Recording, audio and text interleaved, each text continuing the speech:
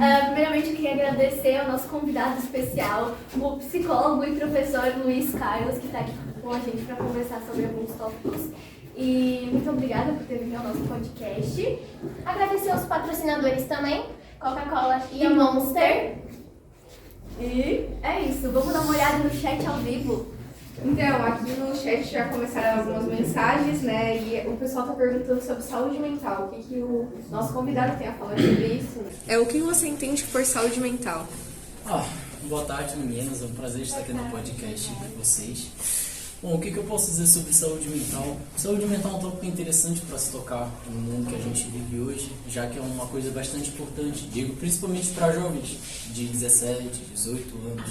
Vejo muito isso nas minhas aulas de universidades e de escolas assim, que muitos dos jovens eles não conseguem ter uma saúde mental muito boa por conta de falta de instrução, eles não conseguem se comportar bem, lidar bem com seus problemas, até mesmo se conhecer.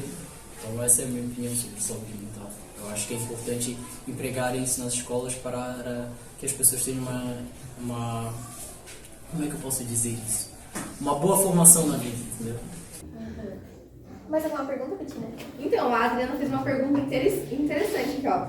Como diferenciar a tristeza da depressão?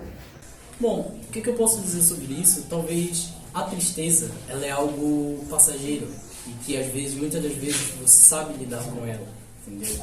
Vamos supor, às vezes você perde alguém que você gosta muito, é algo que passa, não tem como ficar junto para sempre. Mas a depressão é algo que às vezes você não sabe o que é que está te deixando mal. Você sabe que tem alguma coisa, mas você não sabe de onde vem. É tantos problemas acumulados que aquilo já te derrubou de um jeito que você fica no chão e apenas aceita o seu estado. Você não consegue reagir, você só fica deitado e não sabe como resolver esse problema. Essa é a diferença de tristeza. Uma angústia, uma apatia constante. Também não é uma tristeza o tempo inteiro, né? Tem momentos da depressão que tem esse nível de testosterona, a gente tá lá super feliz, rindo, e depois a gente chega em casa e volta aquele sentimento ruim, né? Aquela angústia, exatamente. Muitas das vezes isso varia bastante do ambiente onde a pessoa vive. Às vezes um ambiente meio pesado, de discussões e muitas outras coisas. Porque o ambiente externo afeta bastante como a gente se sente. Sim, muitas das vezes a pessoa se sente mais confortável fora de casa do que dentro. Mais alguma pergunta, Bettina? O João fez aqui uma pergunta também interessante, ó. Eu preciso de ajuda, mas não sei como pedir. O que eu posso fazer? Bom, esse assunto é um assunto bastante delicado, não saber pedir ajuda. Até porque, como eu disse, muitas das vezes o que tem de erro é que as pessoas não foram instruídas a pedir ajuda. Muitas das vezes ela cresce num ambiente onde quando você apresenta o problema para alguém, a pessoa diz, te vira, o problema é teu, não é meu, então te vira. Eu acho que o que a pessoa deveria fazer é achar alguém que ela se sente confortável e não já pedir ajuda de imediato, mas ir desabafando aos poucos e contando o que às vezes acaba abalando a pessoa e aí você vai se soltando devagar e aí você consegue uma hora ou outra chegar e falar, olha, eu preciso de ajuda com isso. Normalmente a gente não tem esse apoio dentro de casa porque é um ciclo, né? Nossos pais tiveram esse mesmo problema, não tiveram apoio dos nossos avós, os nossos avós não tiveram do pais dele, é um ciclo que a gente quebra com terapia, né? Eu até falo isso bastante nas minhas aulas, eu acho importante incentivar a terapia, principalmente para jovens que estão passando por uma fase de mudança, onde todo dia eles querem algo novo, querem experimentar algo. Então, eu acho bastante interessante, foi isso que você falou, às vezes o ambiente que a pessoa vive, muitas das vezes você apresenta um problema pro seu pai e o seu pai te ignora, porque às vezes o que pode ser um problema grande para você é um problema insignificante para ele, porque ele é um adulto, ele tem uma vida inteira, então para ele aquela pequena coisa não faz diferença, então ele cria na cabeça que você pode resolver aquele problema sozinho. E a coisa que eu mais ouço os meus alunos falarem é meu pai manda me virar, entendeu? Então eu acho que isso deveria ser incentivado nas escolas, a saber pedir ajuda, entendeu?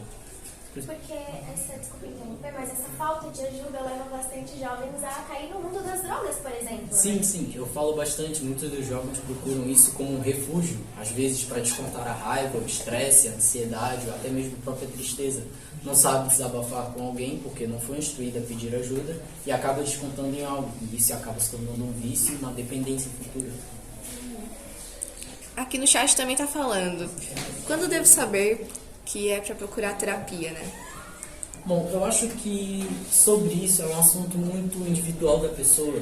Por exemplo, muitas das vezes, o que eu acho que pode acontecer é ao fato de você perceber que você não tem mais ninguém em recorrer. Ao fato de você, por exemplo, chamar sua mãe, desabafar meio mundo com ela, e você não se sentir confortável, ao ponto de você falou tudo, mas ao mesmo tempo você ainda tem um peso muito grande em você, entendeu?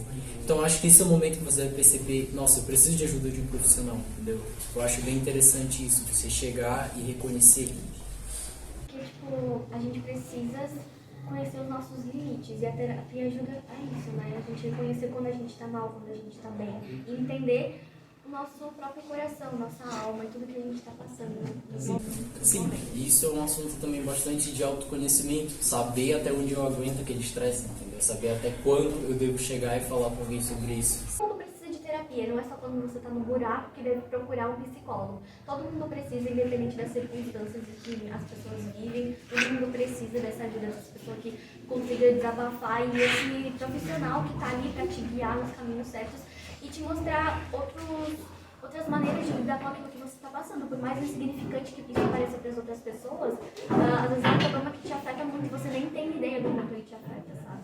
Exatamente. É muito bom também porque é por causa do autoconhecimento, né? A gente tá na adolescência, a gente tá descobrindo o que a gente gosta, o que a gente não gosta, a sexualidade que é um ponto muito frisado, né?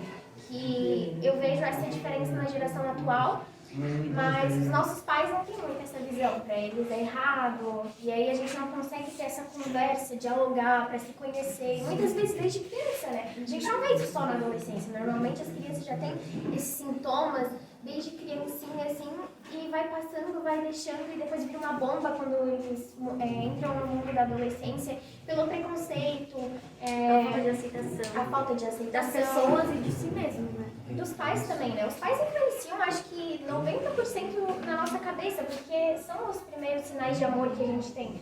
Primeira socialização que a gente Exatamente, a gente entra no mundo pelos nossos pais. Se a gente tem uma pessoa que não está guiando a gente direito, o que a gente vai fazer? A gente vai ser um adolescente desamparado, ansioso, depressivo, que não se conhece, e muitas vezes são julgados pelos próprios pais, né? Mas na real, tá na culpa dos pais, de certo? Uma coisa que eu estudei bastante na faculdade é a socialização primária. E a nossa socialização primária, querendo ou não, são dos nossos pais. Então, se os nossos pais não incentivarem o autoconhecimento, isso se torna algo muito, quando a pessoa chegar lá na frente, estranha, ela vai estranhar aquilo, entendeu? Então, eu acho bem importante, talvez, desde que a pessoa entenda o que é certo e errado, ela começar a trabalhar o autoconhecimento dela, entendeu? Eu acho isso bem importante. Alguma pergunta, Betina? Então, né, eles estão falando, desabafei com minha amiga, mas estou me sentindo pressionada por ela, julgada, como que eu posso resolver isso? Então, foi como eu falei muitas das vezes, ela de reconhecer quando você precisa ir a um psicólogo. Muitas das vezes, como eu havia dito antes, você fala com alguém tudo o que está acontecendo e você ainda não se sente bem, porque aquela pessoa acaba te julgando. Justamente por isso que é bom ir num psicólogo, porque uma amiga já conhece você, ela já sabe dos seus costumes, então se você falar algo para ela vai ser chocante, obviamente ela vai te julgar, pode até acabar parando de falar com você. O psicólogo não faz ideia, então você aplica tudo para ele, que você apresentar para ele, vai ser novo. Então ele não vai poder colocar o dedo na tua cara e falar, nossa, não tá errado, é nisso, isso e aquilo. Ele vai tentar ver uma melhor situação de te instruir para que tu possa ter, digamos, um sucesso, entendeu? Para que tu possa sair daquela angústia, às vezes tristeza ou até mesmo ansiedade. Então é um tópico bastante interessante sobre isso, saber a hora de procurar ajuda. E claro que também falar com amigos às vezes não é uma boa opção, porque eles também estão vivendo nessa luta constante de autoaceitação, de autoconhecimento. E às vezes eles vão falar o que eles acham certo pela vivência deles, né? Por isso que é muito melhor procurar um profissional na área para contar o que está sentindo, porque às vezes teu amigo ele não vai nem saber o que dizer pra ti. Isso é muito bom ter uma pessoa que ouve, né? Mas às vezes a gente precisa de uma instrução do que fazer e o que não fazer. E amigos, principalmente amigos da mesma faixa etária de idade, eles estão vivendo basicamente a mesma coisa que tu. É uma constante evolução, né?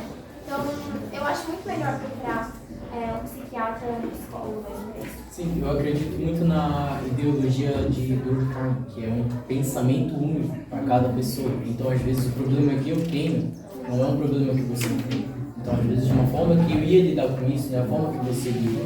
Então, é para isso que existe exatamente nós, os psicólogos. saber lidar com cada problema individualmente, não tratar como se fosse uma coisa geral. Às vezes eu posso lidar, por exemplo, a minha ansiedade de um jeito e você de outro. Então, por isso que é importante saber separar esses tópicos e não dizer que é apenas frescura.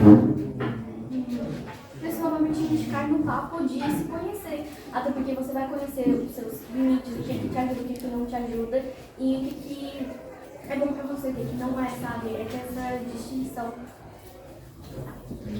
Então, falando também, fui no psicólogo, mas ele não me ajudou, me senti muito mais julgada e ele ainda me reprimiu minha sexualidade. Bom, esse é um assunto bem delicado de tratar. A sexualidade da pessoa. Foi como eu falei, muitas das vezes o pensamento individual da pessoa é bastante importante. Então, para isso que a pessoa tem que se qualificar bastante, para saber lidar disso de uma forma sensata, sem poder acabar julgando aquela pessoa, com ética. Isso, exatamente, ética. Principalmente até porque o que a pessoa faz ou deixa de fazer, querendo ou não é problema meu. Então eu não posso chegar e falar para a pessoa que o que ela está fazendo, o que ela optou ser pela sua opção sexual ou algum tipo, é errado. Entendeu? Entrei na fase das drogas por uma festa e agora não consigo mais sair, mas estou me sentindo pressionada. O que eu faço? Bom, foi como eu havia dito, muitos dos jovens procuram isso como uma fuga dos seus problemas e acabam se tornando um vício. Então, isso aí no caso foi uma falta de instrução no amadurecimento, na adolescência. A pessoa não foi bem instruída em relação a esse mundo e acabou descobrindo da pior maneira. Muitas das vezes foi em uma festa, um amigo chegou e apresentou e a pessoa gostou porque viu que aquilo aliviava a dor da pessoa, entendeu? Isso é falta de instrução dentro de casa, novamente, né?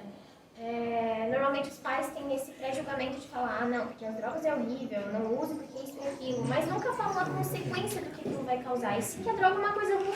Então o jovem chega, experimenta, gosta, porque senão não ia ser drogas, né? Drogas são boas no momento, mas as consequências são horríveis, exatamente. E é isso que a gente percebe muito dentro das casas, essa falta de conscientização. Falar para os filhos ao invés, tu quer usar? Tu usa, mas isso aqui vai acontecer, isso, aquilo. E aí o filho vai ter noção do caminho que ele quer seguir. Ele sabe que aquilo ele vai dar errado, né? Então muitos jovens usam por causa de influências de amigos porque não tiveram uma boa instrução dentro de casa. Não teve um pai para falar, olha, vai acontecer tal coisa, isso aqui não vai te ajudar. Uma orientação, filho, por que ao invés de fazer isso a gente não vai fazer outra coisa? Como já disse, um psiquiatra. E sim, tem psiquiatras ruins que vão julgar o adolescente por estar fazendo aquilo ali. Então é sempre à procura de um profissional qualificado na área. Ok, o pessoal aqui no chat, né, voltou a falar sobre a sexualidade. Falaram, tô com medo de me assumir, né, contar o que eu sou e ser julgado. Como eu posso tirar um pouco do peso das minhas costas? Bom, eu recomendo sobre isso, falar com alguém que você se identifica, que você sabe que está passando, às vezes, pelo mesmo problema que você, ou que já passou, porque essa pessoa vai saber te instruir de uma forma melhor, às vezes para sair do armário ou algo do tipo. Se você falar com uma pessoa que já saiu, às vezes grupos sociais que se encaixam nesse quesito, você consegue ter uma liberdade maior de falar, entendeu?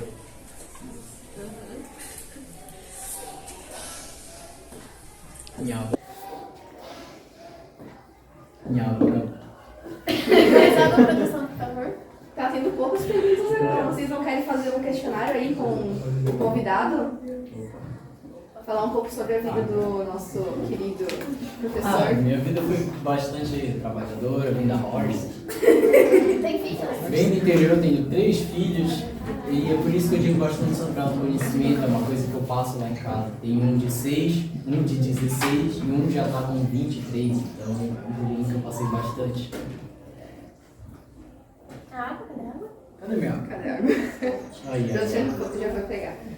Vocês têm mais alguma dúvida? Essas águas, como é que é o desenvolvimento dentro de casa? Meu relacionamento é uma maravilha. Minha mulher, pode ver aqui que eu tenho uma aliança. Minha mulher é uma maravilha. O nome dela é Bettina. Eu me casei há pouco tempo, tem 2 anos. A gente vive um relacionamento bem, muito saudável. A gente consegue conversar bem quando temos alguns problemas. É legal que essa vivência, né? Ela trabalha na área também? O que ela faz? Na verdade, ela é arquiteta. Arquiteta, que Não, interessante. é muito legal, mas eu acho que... Desculpa, é porque às vezes falar nossa história de amor não menciona. Nossa, eu tô até arrepiada aqui também. É que foi aos poucos, e com o tempo a gente conseguiu falar, chegar com os pais delas, falar que a gente ia se casar, que a gente se amava, prova que até hoje a gente vive um relacionamento bem. Eu fico nervoso só de falar.